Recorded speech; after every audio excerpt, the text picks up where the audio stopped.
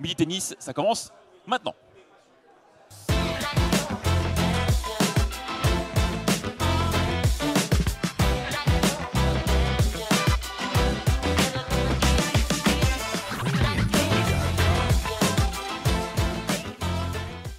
Et on commence traditionnellement cette émission avec les points de la veille, les plus beaux points de la veille, et notamment sur les joueuses françaises. On va voir les images tout de suite et on va pouvoir voir Clara Burel notamment qui s'est imposée face à Sorana Cirstea. Ça, c'était un sacré match.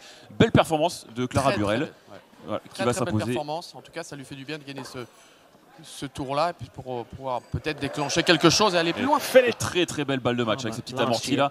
On a ensuite Sarah Elief, la petite Strasbourgeoise qui s'est bien battue, qui a mené jusqu'à 5-3 dans le premier set avant de craquer un petit peu face à une joueuse expérimentée, Lauren Davis, l'américaine. Oui. Score final 7-5, 6-0 malheureusement pour la petite Sarah Elief. On aura l'occasion d'en reparler ensemble de Sarah. On voit effectivement, voilà, elle craque un peu sur la fin sur cette balle de match. On attendait ensuite Alizé Cornet qui venait un petit peu diminuer, on le sait, sur ce tournoi. Elle a quand même honoré son engagement. Bien sûr. Elle s'incline finalement en 3-7. 3-6, 6-4, 7-5 face à Tomova, la Bulgare. Match très accroché malheureusement. Voilà, Alizé qui termine sur une note un petit peu délicate. Et puis l'une des têtes d'affiche de ce tournoi, Anastasia Pavlyuchenkova, qui s'impose 6-3, 6-1 sans trop trembler. Et qui continue dans ce tournoi. Pavlyuchenkova qui est sans doute une des favorites, on peut le dire. Oui, c'est une des favorites, bien sûr, avec Svitolina, et puis peut-être avec Clara Burel qui peut faire quelque chose, on ne sait jamais. En tout cas, le tableau est assez ouvert, mais faire attention. Est-ce que déjà sur ces deux premiers jours, tu as un petit coup de cœur? Est-ce qu'il y a une joueuse qui t'a un peu tapé dans l'œil? Moi j'aime bien Linette, parce que Magdalene Linette, elle a un jeu, puis elle est sympathique sur le terrain, mais c'est vrai qu'aussi Clara, moi ce que j'aimerais bien, c'est que Clara Burel fasse quelque chose, c'est au moins qu'elle puisse revenir un peu dans son meilleur classement, mais c'est jamais simple, parce que le fait de pouvoir préparer Roland Garros, de se retrouver ici aux IS de Strasbourg, parfois ça vous permet de pouvoir lâcher un petit peu de cette pression et de pouvoir après arriver à Roland Garros sous de meilleurs auspices. Alors, j'ai un petit peu dit avant, ton regard sur la petite Sarah Elief, 16 ans, premier grand tournoi, elle est sortie des qualifs, voilà, premier tour en 250 pour elle. Qu'est-ce que tu penses de cette petite Sarah? Que du bien, bien sûr, parce que Sarah en plus elle est d'ici, donc on lui souhaite que du bonheur. C'est jamais simple de pouvoir se retrouver au niveau de cette compétition. Il ne faut pas oublier qu'elle a que 16 ans. Oui. Donc calmons-nous. Généralement, quand on a deux trop petites pépites, on dit tout de suite ils vont devenir champions du monde. Non, je pense qu'elle doit tranquillement assumer un petit peu ce qui s'est passé hier. Oui. Elle a bien commencé dans le premier set. Dans le deuxième manche, c'était un peu plus compliqué. La pression était un petit peu trop forte, mais elle va progresser. Et ce qui est intéressant, c'est qu'elle n'a pas eu froid aux yeux. Au moins, elle n'a pas démérité. Et elle a encore beaucoup de travail à faire, mais elle est sur la bonne route. Bon, on essaiera de l'avoir en tout cas en invité peut-être demain, Sarah. Ce serait super qu'elle vienne dire un petit mot et qu'elle nous raconte cette expérience incroyable. Tu te rappelles de ton tout premier tournoi? C'était où? Tu peux nous rappeler? Les tout premiers tournois, vraiment, celui important, c'était le tournoi de Nice, et le tournoi de Monte-Carlo aussi, les qualifs ou les juniors. Et puis surtout, moi, je me souviens de mon premier Roland Garros. Et j'ai une grande pensée à un homme qui me manque terriblement, c'est Peter McNamara, qui est décédé maintenant, ça fait 3 ans. Et je l'avais joué au premier tour de Roland. Et je peux vous dire, j'étais un petit garçon à ce moment-là. Donc, on s'en souvient toujours, surtout des moments-là. Mais ça vous permet de grandir. Ça vous permet après d'accepter le combat et de pouvoir analyser ce qu'on a bien fait et moins bien fait. Donc pour elle, c'est aussi une expérience, et c'est toujours important de pouvoir bien figurer aussi où on habite, où on joue, pour pouvoir assumer cette pression. Voilà, et puis le public va forcément aller avec elle aussi, ils vont forcément l'adorer. Ça fait quelques années que tu viens à Strasbourg régulièrement. Qu'est-ce qui te frappe à chaque fois que tu viens à Strasbourg?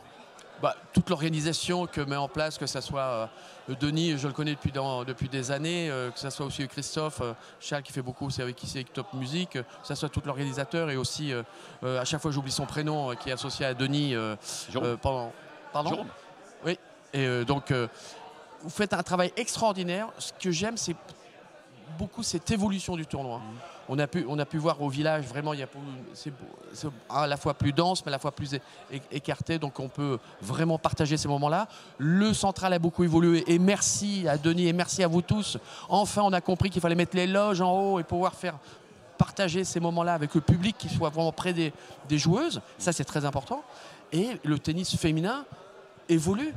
Et je sais on ne peut pas trop en parler pour l'instant, mais ça va encore évoluer, parce qu'à chaque fois, les IS de Strasbourg, c'est un peu les précurseurs du tennis féminin pour pouvoir aller à Roland Garros. Certes, par moment, la date, on dit elle n'est pas idéale, mais si, par moment, elle est idéale parce qu'il y a des joueuses qui ont besoin de jouer et qui veulent aussi ne pas avoir cette pression à Roland-Garros, de pouvoir partager et jouer ici ce tournoi, les IS de Strasbourg, dans des conditions exceptionnelles.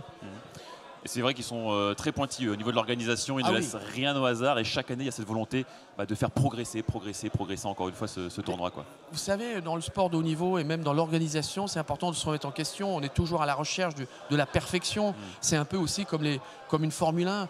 Quand on a vu des joueurs comme Rafael Nadal, Roger Federer, on a toujours Novak Djokovic, qui vont nous manquer parce que, je ne dis pas pour Novak, mais pour certains c'est plus la fin.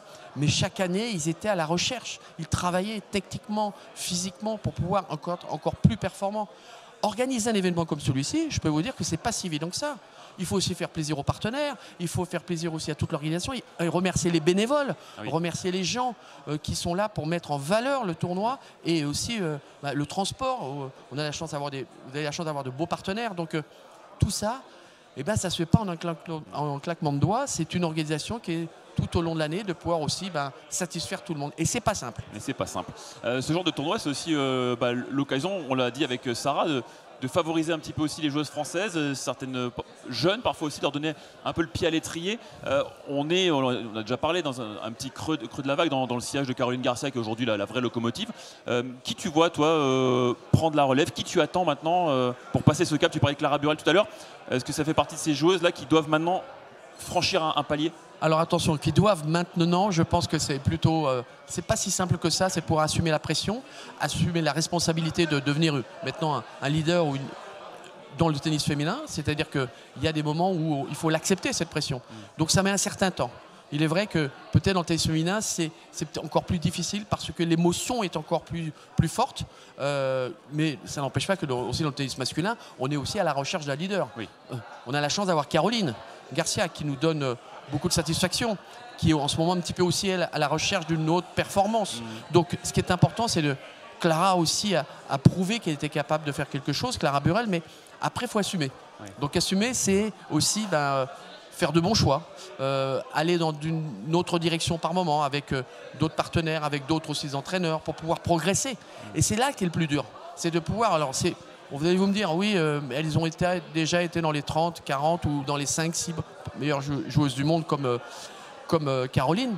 Mais après, c'est d'y rester. Ah oui, ça. Et c'est ça qui est le plus dur. C'est très et dur. De faire, comme je dis, les choix. Et parfois, on aime bien rester dans son petit cocon. Moi, je l'ai vécu aussi quand j'étais dans ma carrière, mais il a fallu que je me bouscule, il a fallu que j'aille voir aussi ailleurs.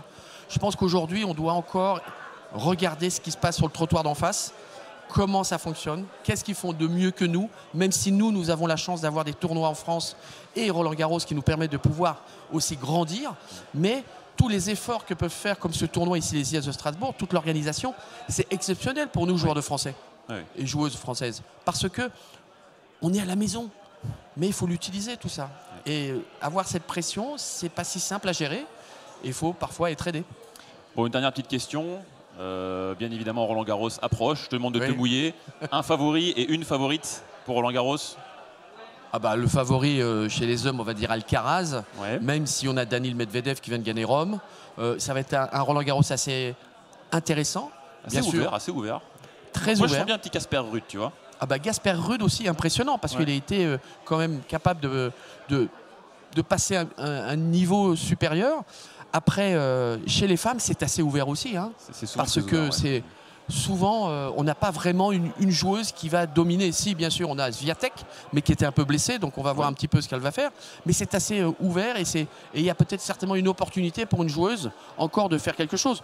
On va revenir il y a 2 ans ou l'année dernière, on a quand même eu la vainqueur ici des IS de Strasbourg. Krejcikova qui a gagné en simple et en double. Oui, et qui est reparti gagner après en simple et en double. Et après repartir en simple. Donc elle peut peut-être, je ne sais pas, refaire encore la même chose, mais c'est intéressant d'avoir un Roland Garros qui va être assez dynamique. Bien sûr, le roi va nous manquer, mais c'est un moment, c'est tellement incroyable, on ne se rend pas compte de ce qu'il a pu faire.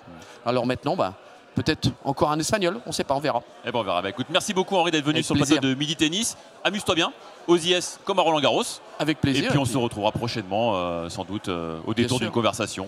Non, on se retrouve surtout, et le 4-5 juillet, il y a un événement aussi qui est intéressant. Oui, alors ça on en reparlera. On en reparlera, mais ça c'est une autre chose. C'est une autre balle. Voilà. On passera sur une petite balle blanche. On parlera de golf, exactement. On va suivre Top Music pour avoir toutes les infos. Exactement. Merci beaucoup Henri.